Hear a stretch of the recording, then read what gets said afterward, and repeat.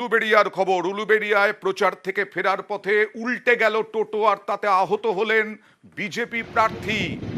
উলুবেড়িয়া লোকসভা কেন্দ্রের বিজেপি প্রার্থী অরুণ উদয় পাল চৌধুরীর হাত ও কোমরে চোট।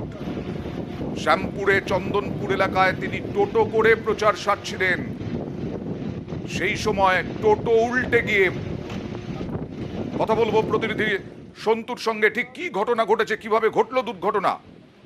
দেখো, যেটা জানা যাচ্ছে রামপুর বিধানসভার চন্দ্রপুর এলাকা, সেখানেই কিন্তু আজ সকাল থেকে বিজেপি প্রার্থী উলুবেড়িয়া লোকসভা কেন্দ্রের অরুণ উদয় পাল চৌধুরী প্রচার চাচ্ছে। সেই সময় কিন্তু যেটা বিজেপি অভিযোগ করছে, একটি সরু রাস্তার মধ্যে যাওয়ার সময় দুটি বাইক কিন্তু এই টোটোর সামনে এসে পড়ে। সেই কারণে নিয়ন্ত্রণ না রাখতে পেরে এই টোটোটি পাশে পড়ে যায়। এখানেই কিন্তু পড়ে যাওয়ার সঙ্গে সঙ্গে গাড়িতে থাকা যে বিজেপি প্রার্থী সেও আহত হয়েছে, তার যে নিরাপত্তা রক্ষী তিনিও কিন্তু আহত হয়েছে।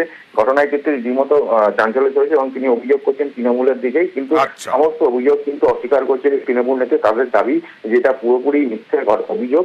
পুলিশের আহত হলেন বিজেপি প্রার্থী, এখানেও ঢুকে গেল রাজনীতি।